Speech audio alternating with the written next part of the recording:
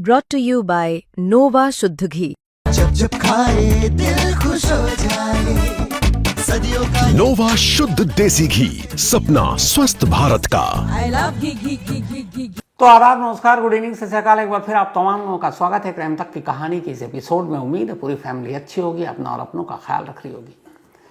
Crime की दुनिया में यूं तो हर क्राइम, हर अपराध, हर जुर्म अपने आप में तकलीफ दे है, लेकिन जहां तक मैंने अपनी पूरी क्राइम रिपोर्टिंग की बात करूं, दो ऐसे क्राइम हैं जो मुझे लगता है कि शायद उनसे हीनियस, उनसे ज़्यादा जघन्य, उनसे ज़्यादा खतरनाक, उनसे ज़्यादा अफसोसनाक और कोई नहीं।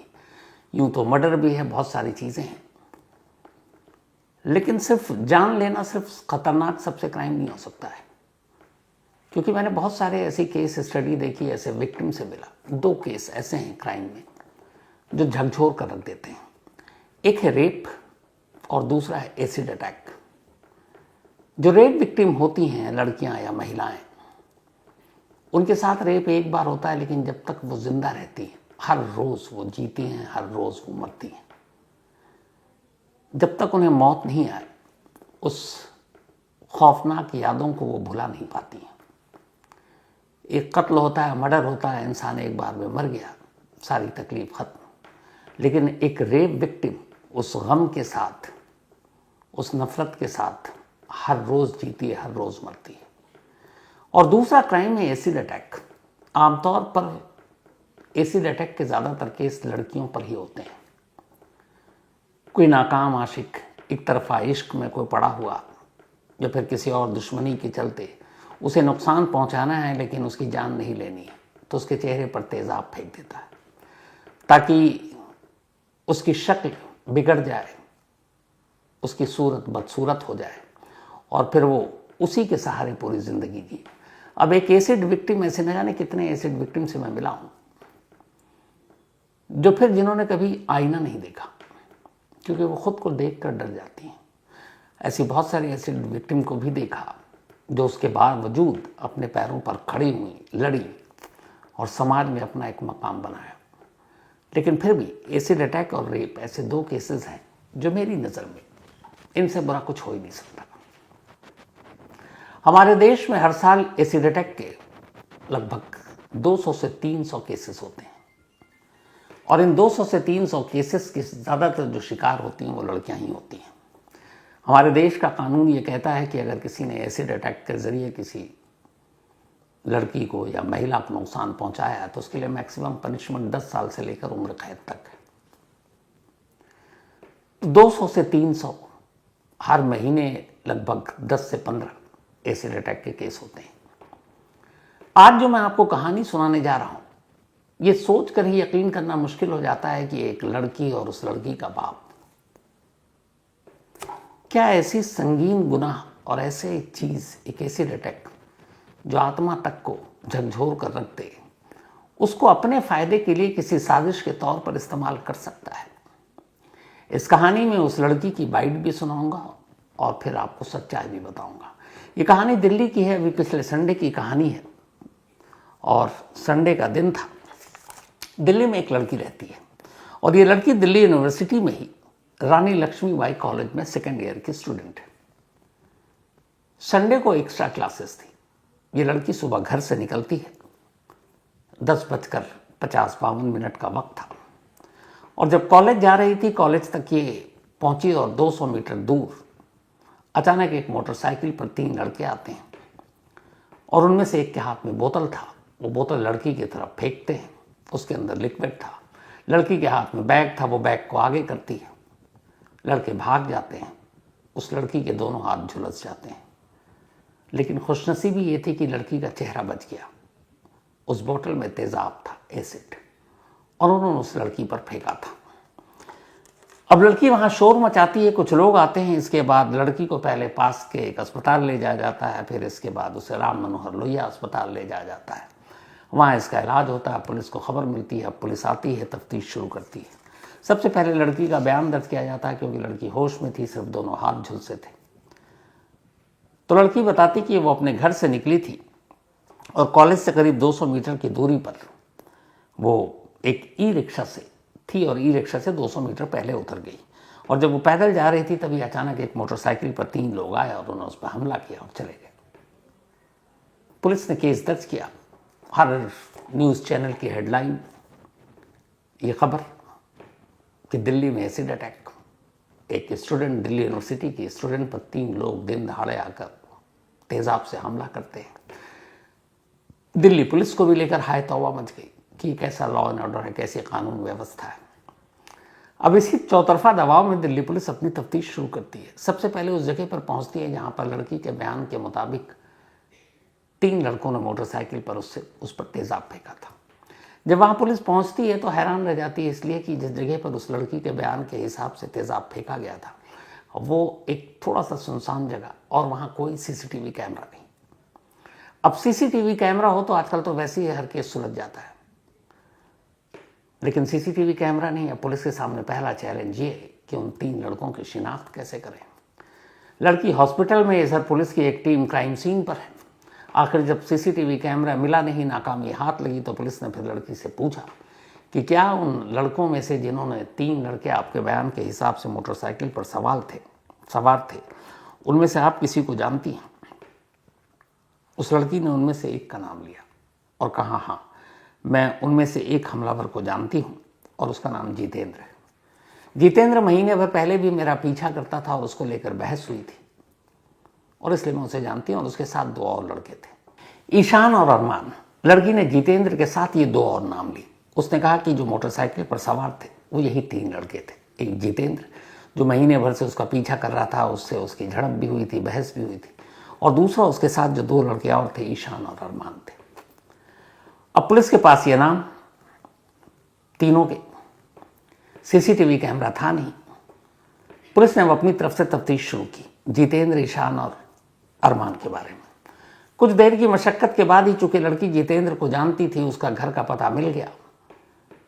पुलिस वहां तक पहुंचती है, जितेंद्र था नहीं, उसका नंबर लिया जाता है। फिर ईशान और अरमान का भी नंबर लिया जाता है। अब तीनों को कॉल करती है पुलिस। जितेंद्र उस वक्त कहीं बाहर था। वो कहता है कि मैं खुद थाने आऊँगा और आप जो भी पूछें मैं बताऊँगा। जितेंद्र को अब तक पता ही नहीं कि एसिड अटैक की खबर जो है अगले दिन मीडिया में आने वाली, लेकिन ये संडे की बात है और ये खबर मीडिया में सुर्खियाँ बनी मंडे को। तो पुलिस ने अब उसका, जितेंद्र का लोकेशन ट्राई करना शुरू किया मोबाइल के जरिए कि ये संडे की सुबह कहाँ था। हैरानी की बात यह थी कि लोकेशन कुछ और कह रहा था। खैर, संडे की रात को ही वादे के मुताबिक दिल्ली लौटते ही जितेंद्र सीधे पुलिस थाने पहुंचता है। वहां जाकर जब पुलिस उससे पूछती है कि ऐसे ऐसे एसिड अटैक का मामला है और तुमने डाला है, तो वो हैरान बोलता है, सर जिस वक्त की आप घटना बता रहे हैं उस वक्त तो मैं था नहीं, मैं तो किसी और जगह था, दिल्ली में किसी और लोकेशन पर। अब कई बार ऐसा होता है कि अगर चालाक अपराधी हो तो मोबाइल कहीं और रख दे ताकि लोकेशन वहीं का हो और पुलिस गुमराह हो जाए। पुलिस को लगा झूठ बोल रहा है, लेकिन जहां जहां जो उसने बयान दिया सुबह से लेकर अगले 4 घंटे तक कि उसका लोकेशन क्या था, पुलिस की टीम वहां पहुंचती है और पता चलता है कि सारे विटनेस के हिसाब से वाकई जितेंद्र वहां मौजूद था। यानी रानी लक्ष्मीबाई कॉलेज के आसपास 10:50 से 11 बजे के दरमियान वो था ही नहीं, बल्कि उसकी मौजूदगी कहीं और थी और वो जगह उस जगह से करीब 20 किलोमीटर दूर है। तो इतने कम वक्त में एक ही जगह पर तो वो हो नहीं सकता। और जिस तरीके से वो स्टेटमेंट दे रहा था जितेंद्र, पुलिस को शुरुआत के ही चंद मिनटों में समझ में आ गया कि लड़का बेकसूर है। तो फिर अब पुलिस ने अरमान और ईशान का नंबर मिलाया। दोनों ने फोन उठा लिया। उन्होंने कहा, हम थाने से बोल रहे हैं, आप आइए, आपसे कुछ पूछताछ करनी। दोनों ने कहा, सर हम तो आगरा में हैं, लेकिन आगरा से दिल्ली लौटते ही आपके पास सीधे हाजिर हो जाएंगे। अब वो दोनों भी हैरान नंबर था। पुलिस ने उन दोनों के भी लोकेशन ट्रेस किया। पता चला कि संडे के दिन सुबह इन दोनों का लोकेशन भी उस जगह का नहीं है जहां लड़की ने स्टेटमेंट दिया कि 3 लड़कों ने तेजाब फेंका। ये लोग आगरा में थे और आगरा का लोकेशन था। अब पुलिस फिर कंफ्यूज कि हो सकता है इन्होंने फोन जानबूझकर आगरा में छोड़ा और दिल्ली में क्राइम किया हो। लेकिन कहीं ना कहीं सिक्स सेंस पुलिस का ये कह रहा था कि ये लड़के झूठ नहीं बोल रहे हैं। तो फिर दूसरा सवाल यह था कि एक लड़की इतना बड़ा जोखिम कैसे लेगी कि अपने आप पर तेजाब डाल दे। पुलिस को यह बात भी गले नहीं उतर रही है। अब पुलिस ने फिर से नए सिरे से तफ्तीश शुरू की और तफ्तीश शुरू करने के लिए उसने देखा कि जिस जगह पर यह इंसिडेंट हुआ है वहाँ तो सीसीटीवी कैमरा है नहीं, लेकिन आसपास का देखते हैं वहाँ कहीं ये नजर आ जाए। आसपास के कई सीसीटीवी कैमरों को खंगाला गया रानी लक्ष्मीबाई के आसपास, और इस लड़की का जहाँ पे घर था उस घर के आसपास के भी कैमरे को खंगाला गया। कामयाबी मिलती है। सुबह संडे को ये लड़की अपने घर से बाहर निकलती है और एक कैमरे में कैद होती है। लड़की एक स्कूटी पर बैठी है और उसके साथ एक लड़का है। पुलिस उस लड़के के बारे में पता करती है, पता चलता है कि ये लड़की का भाई है। अब अलग अलग कैमरों को पुलिस खंगालती उस रूट पर उसके घर से रानी लक्ष्मीबाई कॉलेज तक, तो कई कैमरों में ये स्कूटी कैद और उस पर वो लड़की और उसका भाई भी।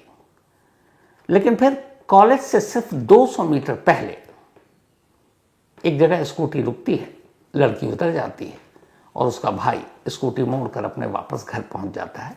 सीसीटीवी कैमरे इस बात की गवाही दे रहे थे कि अपनी बहन को छोड़ने के अगले कुछ मिनट बाद उसका भाई घर पर था। अब लड़की अकेले। अब पहली बार यहां से पुलिस का दिमाग चकराया कि आमतौर पर घर वाले अगर अपनी बच्ची को, बेटी को, बहन को स्कूल कॉलेज तक ड्रॉप करने जाते हैं तो स्कूल या कॉलेज के दरवाजे तक छोड़कर आते हैं, बट यहां 200 मीटर पहले ये लड़की क्यों उतर गई? अब ये सवाल था। यहां से अब पुलिस को लगा कि कुछ गड़बड़ है। अब पुलिस ने इसके बाद और तफ्तीश करनी शुरू की। इस दौरान में जितेंद्र, ईशान, अरमान सभी पुलिस के पास थे। ये भागे नहीं, खुद ही चले आए। पुलिस ने उनसे पूछताछ की, उनके सारे लोकेशन देखा, और जब इन तीनों को एक साथ रखा गया तो पुलिस हैरान इस बात पर रह गई कि जितेंद्र ईशान और अरमान को जानता ही नहीं था और ना ईशान और अरमान जितेंद्र को जानते थे। तो जब तीनों एक दूसरे के लिए अजनबी हैं तो एक ही मोटरसाइकिल पर कैसे बैठ सकते हैं? सीसीटीवी कैमरा तो था नहीं इंसिडेंट का, तो पुलिस क्या करे? तो फिर एक लड़की जो एसिड अटैक की विक्टिम है वो 3 नाम ले रही है, और 3 में से 2 वो हैं जो तीसरे को नहीं जानते और तीसरा वो है जो बाकी 2 को नहीं जानता। तो फिर खेल क्या है? अब पुलिस अस्पताल पहुंचती है और लड़की के जख्मों के बारे में डॉक्टर से बात करती है। पता चला कि उसके दोनों हाथ जख्मी तो हैं, लेकिन एक एसिड अटैक से जिस तरीके के जख्म होने चाहिए वैसे नहीं है, लेकिन एसिड अटैक की विक्टिम थी। अब पुलिस लड़की से पूछताछ करती है और वो लड़की मीडिया से भी बात करती है। मीडिया से वो पूरी कहानी सुनाती है जो मैं आपको सुना रहा हूं। मैं अपनी तरफ से सुना रहा हूं, वो लड़की अपनी कहानी खुद बता रही है कि उसके साथ क्या हुआ, कैसे हुआ, किसने किया। कहानी को आगे बढ़ाऊं, ये जरूरी है कि पहले उस लड़की का स्टेटमेंट आप सुनिए जो वो कह रही है बाकायदा कैमरे पर। एसिड अटैक के बाद लड़की ने क्या कुछ कहा, ये सुनिए। ये सुबह 10 बजे अशोक विहार में मेरा कॉलेज है, लखनऊ कॉलेज के पास। आपको क्या नाम? जितेंद्र और 3 दोनों पर थे, ईशान और अरमान। आप कहाँ जा कॉलेज जा रही थी, आज मेरी क्लास थी। सैटरडे संडे मेरी क्लास होती है, मैं वहीं जा। धमकी दी क्या? उनकी वाइफ ने, जो उनकी वाइफ उनका नाम है सरिता, उन्होंने धमकी दी थी कि मैं तेरी जिंदगी खराब कर दूंगी, और मारने की भी धमकी दी थी। उन्हें चाहते कि वो उन्हें गिरफ्तार करे, सजा मिले उन्हें कड़ी से कड़ी। तो सुना आपने, लड़की का ये स्टेटमेंट हमारे देश के हर न्यूज़ चैनल पर चला और बाकायदा हर एक की हमदर्दी थी। किसी लड़की पर एसिड अटैक हो, इससे बुरा क्या हो सकता है, जो मैंने शुरू में कहा। लेकिन इसके बाद जो कहानी सामने आई, जब ये सीसीटीवी कैमरा, तीनों अक्यूज यानी आरोपियों के मोबाइल के लोकेशन, क्राइम सीन से कहीं ज़्यादा दूर उनकी मौजूदगी उसी वक्त में, तब फिर पुलिस ने अपनी तरफ से जो तफ्तीश की तो उसके बाद एक कहानी सामने आई। वो कहानी थी 3 लोगों से बदला लेने की, और इस कहानी में बदला लेने के लिए जिस शख्स ने ये सारी साजिश रची वो कोई और नहीं, इसी लड़की का बाप था। इस लड़की के बाप का नाम है अकील खान। अब अकील खान जितेंद्र को क्यों अपनी ही बेटी के एसिड अटैक में फंसाना चाहता है, उससे क्या रिश्ता? तो कहानी यह थी कि जितेंद्र की पत्नी अकील खान के यहां काम करती थी, जॉब करती थी, और उसी जॉब के दौरान अकील खान ने उसके साथ कुछ गलत हरकत करने की कोशिश की। जितेंद्र की पत्नी ने अभी हाल में ही पुलिस स्टेशन में जाकर रिपोर्ट लिखाई अकील खान के खिलाफ बदतमीजी और शोषण करने का। अब जितेंद्र की पत्नी ने अकील खान के खिलाफ रिपोर्ट लिखा दी तो जितेंद्र दुश्मन हो गया अकील खान का। लेकिन ईशान और अरमान की क्या गलती, वो तो जितेंद्र को जानता भी नहीं। तो पता चला कि 2018 में ईशान और अरमान की मां पर तेजाब से हमला हुआ था, एसिड अटैक, और यह हमला किसी और ने नहीं बल्कि अकील खान के लोगों ने किया था। और जब लोगों ने किया तो ये दुश्मनी चली आ रही थी ईशान और अरमान से अकील खान की, और उसे ये था कि ये लोग, उसमें भी कुछ मुकदमेबाजी हुई, कोर्ट में केस, पुलिस में केस। तो अब अकील खान के एक साथ 3 दुश्मन थे। उस मां के 2 बेटे यानी ईशान और अरमान, जिनकी मां पर हमला हुआ था तेजाब से, और इधर जितेंद्र जिसकी बीवी ने पुलिस में कंप्लेंट लिखाई और उस कंप्लेंट के आधार पर अकील खान गिरफ्तार हो सकता था। अब अकील खान ने अपने लोगों के जरिए जितेंद्र और उसकी पत्नी तक बार बार मैसेज भिजवाया कि आप अपना मुकदमा वापस ले लो, डराया धमकाया हर तरह से, लेकिन जितेंद्र और उसकी पत्नी तैयार नहीं हुई। तब वकील खान ने सोचा कि फिर क्या करें। फिर उसे आइडिया आया कि दिल्ली जैसा शहर, यहाँ अगर किसी स्टूडेंट पर एसिड अटैक हो तो एक तो मीडिया भी सुर्खियों में, और दूसरा इसके बाद जो केस बनेगा उसे ये भी पता था इसमें 10 साल से लेकर उम्र कैद तक की सजा है। तो फिर उसी केस के आधार पर वो पुराना केस जितेंद्र और उसकी पत्नी से वापस लेने के लिए दबाव डालेगा। यानी एक केस खत्म कराने के लिए उसने अपनी बेटी को भी दांव पर लगा दिया। बेटी से उसने बात की, बेटी भी राजी हो गई। इसके बाद ये प्लान हुआ कि एसिड अटैक केस में जितेंद्र को फंसाना है। फिर आया कि जब एक बार में फंसाना ही है तो बाकी 2 दुश्मन को क्यों छोड़ा जाए, ईशान और अरमान को, उन्हें भी इसी एसिड अटैक के हमले में लपेटा जाए और बताया जाए कि इन तीनों ने मिलकर किया। प्लान के तहत उन्हें यह भी पता था कि कहाँ कहाँ दिल्ली में सीसीटीवी कैमरे लगे हुए हैं, घर से लेके कॉलेज के रास्ते पर, तो सारा भेद खुल जाएगा। इसलिए ऐसी जगह पे ये सारी चीज़ें करनी है जहाँ पर कैमरा ना हो। जब सारी तैयारी हो गई तो फिर ये हुआ कि उस लोकेशन को भी चेक कर लिया रेकी की, कि कॉलेज से 200 मीटर की दूरी पर एक ऐसा इलाका है, एक ऐसी गली है जहाँ पर कोई कैमरा नहीं। जब कंफर्म हो गए तो फिर संडे को भाई अपनी बहन को छोड़ने के लिए कॉलेज जाता है। उससे पहले बहन जो है अपने ही घर में टॉयलेट क्लीनर के तौर पर जो हम लोग एसिड यूज़ करते हैं अलग अलग ब्रांड के, वो उतना घातक एसिड नहीं होता है जो बाकी चीज़ों के लिए इस्तेमाल होता है और आमतौर पर एसिड अटैक में जो यूज़ करते हैं अटैकर। तो यह है, इससे हाथ वाथ जल तो सकता है लेकिन जान का खतरा नहीं होता। तो उसने टॉयलेट क्लीनर वाला एसिड लिया घर से, अपने भाई के साथ स्कूटी पर बैठी। पहले से वो जगह पता थी जहाँ कैमरा नहीं है। भाई ने उसको उतारा, वो भाई चला गया। इसके बाद वो थोड़ी दूर पैदल चली। पैदल जाने के बाद उस जगह पहुंची जहाँ कैमरा नहीं था। बैग से बोतल निकाला, अपने दोनों हाथों पर डाला। हाथ पे डालने के बाद बोतल सड़क पर फेंका और चीखने लगी। चीख सुनकर आसपास से जो लोग वहाँ थे, गुजर रहे थे, वो भाग कर आए। उसने कहा किसी ने मुझ पर तेजाब फेंका। फिर भले लोग भी थे, पास के हॉस्पिटल में ले गए। डॉक्टरों ने कहा इसको आरएमएल ले जाइए, तो राम मनोहर लोहिया अस्पताल ले गए। तो ये पूरी कहानी एक बाप और बेटी ने मिलकर रची थी, पूरी साजिश। अब जब ये कहानी सामने आ गई और ये पता चला कि जितेंद्र, ईशान और अरमान तीनों बेकसूर हैं, तो फिर क्या किया जाए? क्योंकि लड़की ने भी बयान दिया कि उस पर हमला हुआ, उसने नाम लिया, और अगर सबूत न होता तो वो तीनों बेकसूर तो जेल में होते और साबित हो जाता अदालत में तिकड़म से, तो क्या पता 10 साल तो मिनिमम तो गए ही थे। और एसिड अटैक को लेकर जो हंगामा शोर होता उसमें तो फिर कोई रहम की गुंजाइश भी नहीं बचती। हम ही लोग पता नहीं क्या क्या स्टोरी चला रहे होते। लेकिन अब पुलिस के सामने सारी सच्चाई थी।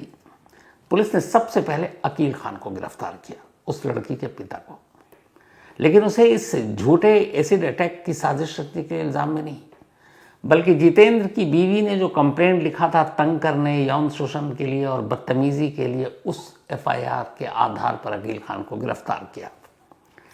बेटी अस्पताल में थी, अब बेटी के बारे में पुलिस तय कर रही है कि उसने झूठी कंप्लेंट लिखाई है, झूठा ड्रामा रचा है, तो उसके ऊपर भी जो सेक्शन लगेंगे वो लगेंगे।